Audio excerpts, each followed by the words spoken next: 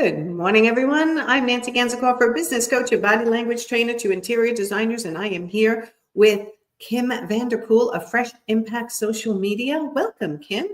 Hi, thanks for having me. Again, once a month, we go live to try to teach people how to use their social media better to attract more business. So tell everyone what we're talking about today. Well, today we are talking about some common social media mistakes and how to fix them.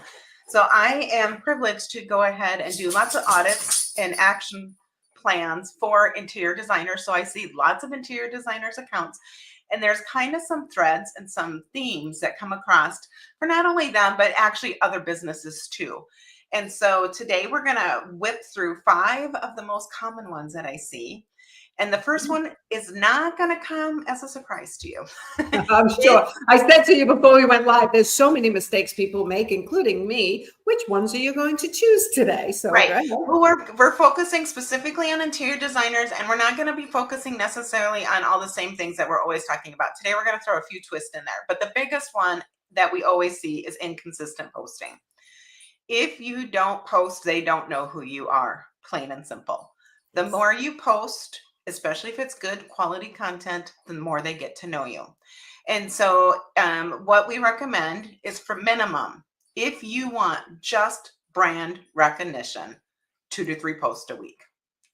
It's a given. 3 posts a week. Yes. Okay. And that's going to give you brand recognition. If you want to grow your following, if you want to get leads, if you want to get sales, if you want to become more of an interior design influencer, you're going to look at maybe posting daily or significantly. I've been doing a test on our business page, and I increased our posting to actually 2 to 3 posts a day, a couple days a week. My reach has increased almost 100% See? And so, but it's really not, it's, again, we have to think about the goal and what provides good quality content. So if you're not posting at all, set a goal of posting once a week for the next 4 weeks. And then at Christmas time, it's twice a week. And then by January, we're doing 3 posts a week. So gradually work on it and slowly because if you think you're going to go post daily now and you haven't been posting, you're going to burn yourself out, kind of like a diet. I'm not going to lose my 60 pounds overnight. It's going to take me a year. So it's that inconsistent posting. Some tips to help you with your posting is create a content calendar. We actually have 3 free content calendars that are available, so you can help plan it out. If you need that, just drop a DM or reach out to me and we can get that for you. But writing it down, you can put it on a simple piece of paper, like this is what I'm going to do. It doesn't have to be complicated. We need to simplify our processes so that we can get that action taken. I think that people get up like, what do you mean a content calendar? It's literally simple. It's like Mondays I post this, Wednesdays I post that, Friday, and you can create themes around. Correct. Right? Themes, so themes or around the holidays, start out doing simple things that are easy for you, and then you can fill in more things in your content calendar. Yeah. So if you haven't been posting, an easy thing is Thanksgiving is coming in America in a few weeks. So the next 3 weeks, you could take a picture of your Thanksgiving centerpiece on your dining room table. If you have one. Right. Or a wreath, or however you want to do it, or how you make your home for the holidays. Those are the things that people want to see. And that's what you can do. Make it simple. And when we write it down, I will write down like my pillars of like, okay, my education, my entertainment, my engagement. I'll put those things as like, what kind of things do I have as a business owner that I could share in that? And then pick one that I'm going to do. Under those categories, entertainment, engaging, and education. Right. Because what happens is so many of us, and then promotions, so many of us think we're just going to show all the projects. And that leads us into the next mistake I see people showing, is that they're only focusing on their finished projects. While that's important, posting those after photos can make your profile feel repetitive, and you're missing the opportunity to connect with your audience. And can I say something here? I feel like people are so stuck on the perfectionism of their posts on their wall. And sometimes perfection doesn't connect with people because most people are not perfect and they get intimidated by perfect. Correct. And when you're thinking, especially designers, if you're showing your project photos, it's great for you to show them so people can get your style and your sense. But if you have 5 interior designers and they're all showing basically the same type of profile photos, you're not going to know which one that you know, like, and trust, because you're going to like I like all their designs. But the person that takes that liberty and is a little bit more authentic and giving them more of that connection, that's who they're going to choose. Yes. So it's Yes. about that. And so some solution for content would be behind the scene content. Mood boards, we underestimate how important mood boards are. Inspiring.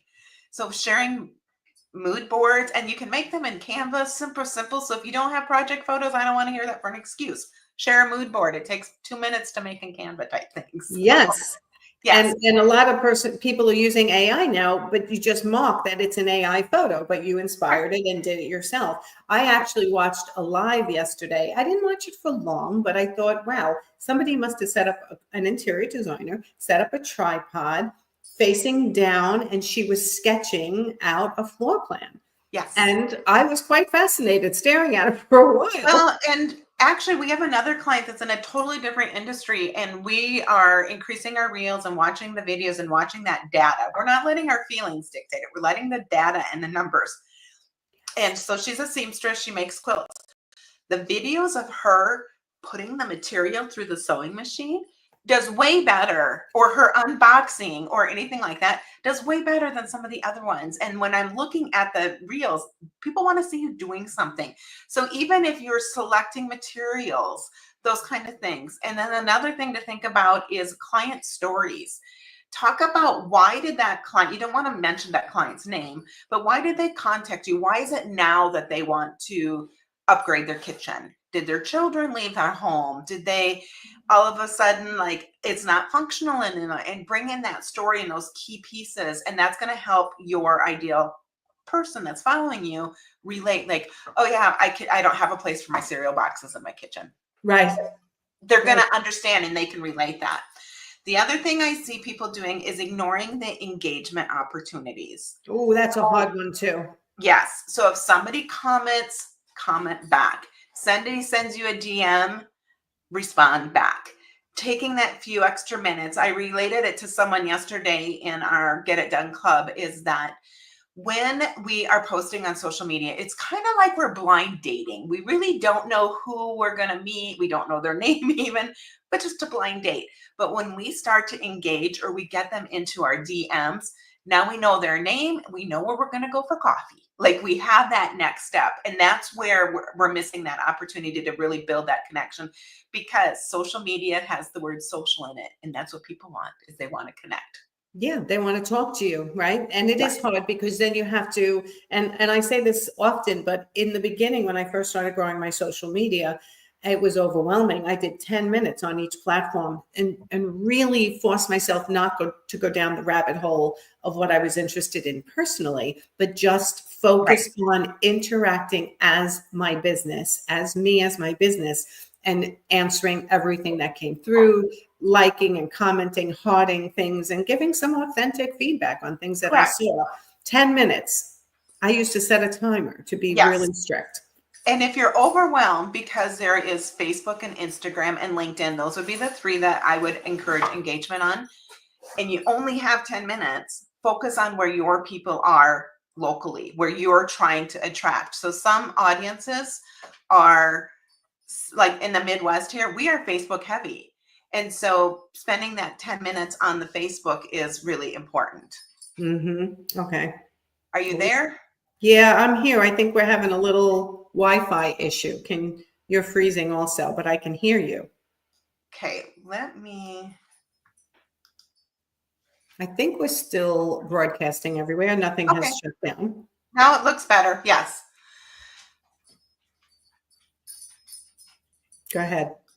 So being where your audience is when you're picking your platforms to engage, especially at first when you're overwhelmed, then you can always branch out. Or maybe Mondays you do Instagram, Wednesdays you do Facebook, and Fridays you do LinkedIn. So pick for the engagement part, but you can post the same things on all these platforms. Posting, I would definitely use a scheduler and make sure that you post to Instagram, Facebook, your Google business profile, and your LinkedIn. I just did a podcast yesterday talking about the Google Business Profile, which we're doing a lot of Yes. teaching on in the Profit Insider Academy now, because it's so important. So you're doing that too in the Get It Done Club, teaching people how to post and get up their Google Business Profile. Right, because that's what's going to help people find you. Like when people search interior designer San Francisco, if you are posting regularly, chances are you're going to increase people being able to find you versus someone that's never posted. Gotcha. Okay. So the fourth one would be not using video content because we're all scared. Yes. So, but they're worried because they don't want to be seen. I don't want to be on video. And designers have the perfect opportunity because they have so much creative available. They don't have to be on video. Like if you're on video, that's always going to connect better. But you have your behind the scenes. You've got time-lapse photos that you could make into a video. You could do quick tips. There's so many things designers could do to be doing some videos that really help increase their reach more than anything, especially if you want to get to a new audience. Doing videos is going to be a key to your marketing strategy. Which is better to reach new audiences, reels or lives or stories? I think how we approach it is doing reels, and then we share those reels to your story. Okay, because I do find when I do reels, which is something I do every once in a while, I go on a 30-day reel giving tips. I'm starting again today. They seem to connect to new audiences better than just when I do a live, it feeds out to my friends. And when I do my stories, I think it feeds out to my friends on Facebook and Instagram, but I'm not sure whether I get new people from doing that.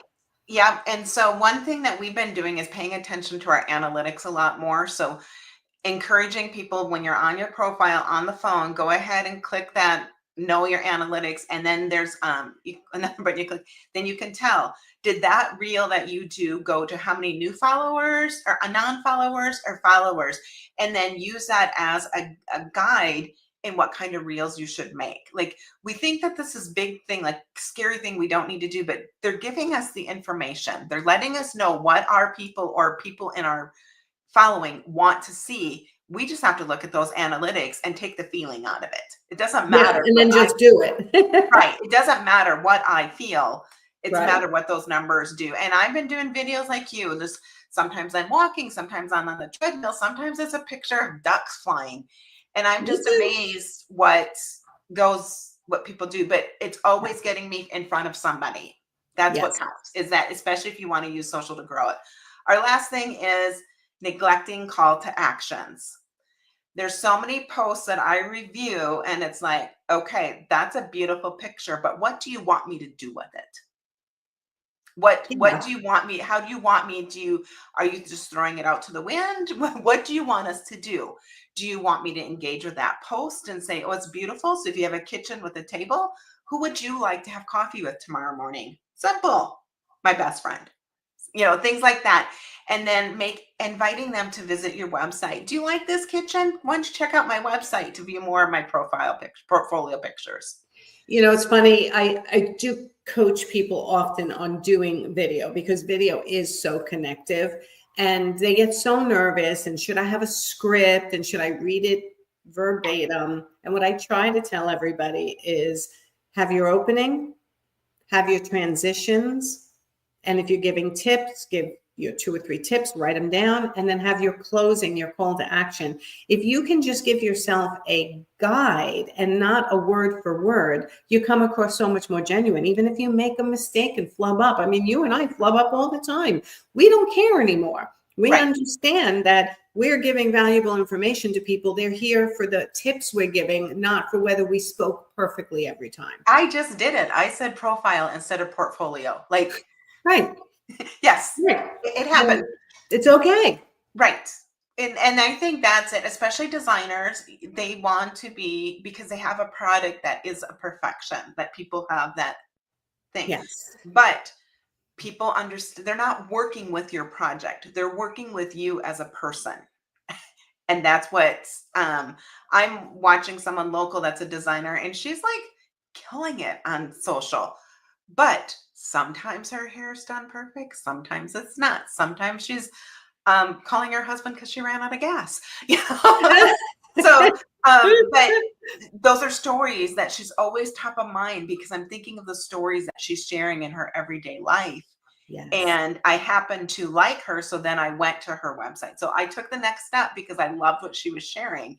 And that's what we want our audience to do is we want them to fall in love with us basically. So they want to take that next step so that they can see our portfolio and the work that we do and either refer us or work with us.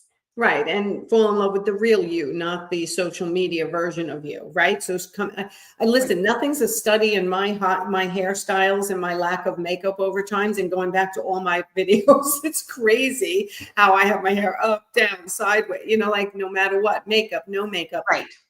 But I'm giving tips and helping people grow their businesses like you giving social media tips. So they care less about how we look and more about, are we helping them? And Correct. if they need more help one day, they're going to go, let's reach out to Kim or Nancy because they seem to know what they're talking about. It's not about whether our hair is perfect or our faces are perfect.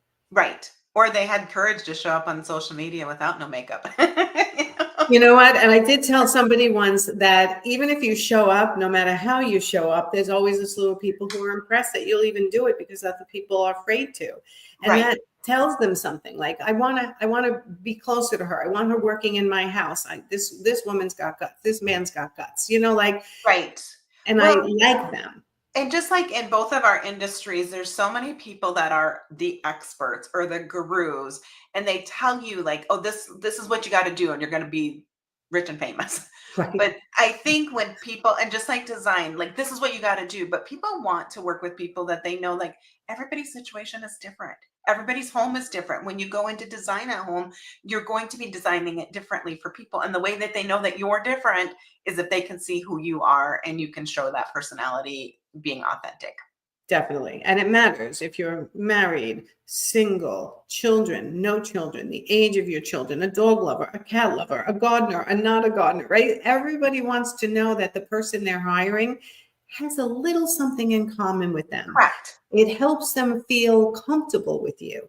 So don't just be perfect, be yourself, which is Correct. always imperfect, and that will connect better. Right. And taking action is better than no action at all. And now's the time to take action. Don't wait till 2025.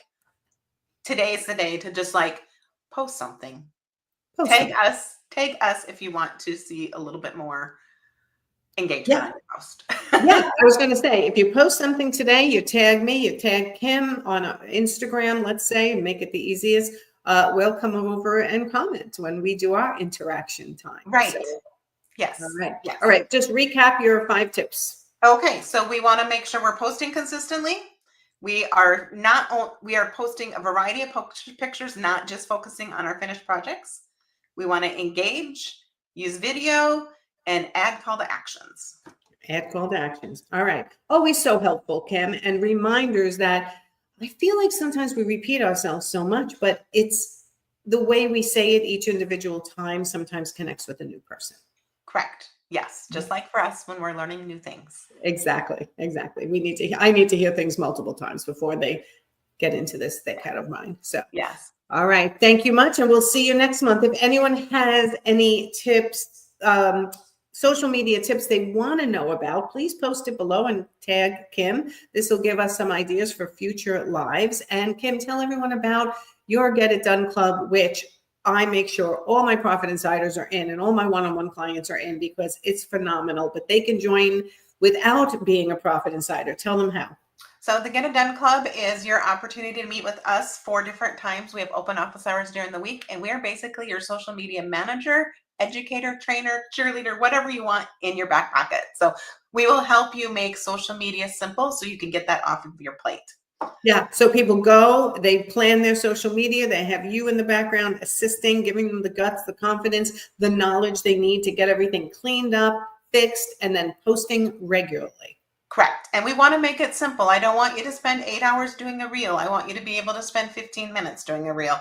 So basically, once you get your foundation set, then we help do those little tricks and hacks and all those little things because we really do. We want to simplify your social media. That's our overall goal. Yeah, perfect. Okay, and they find you freshimpactsocialmedia.com? Perfect.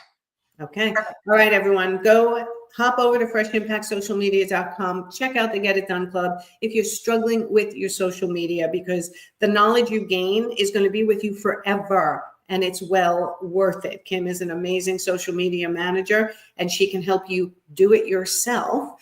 And eventually, if you're of the means, you can have them manage it for you. So there's both sides of the coin in Kim's social media agency. So check out everything she has to offer. Thank you. Thank you for having me. All right. Talk to you next month. Thanks, Kim. Bye, everyone. Go have a great day.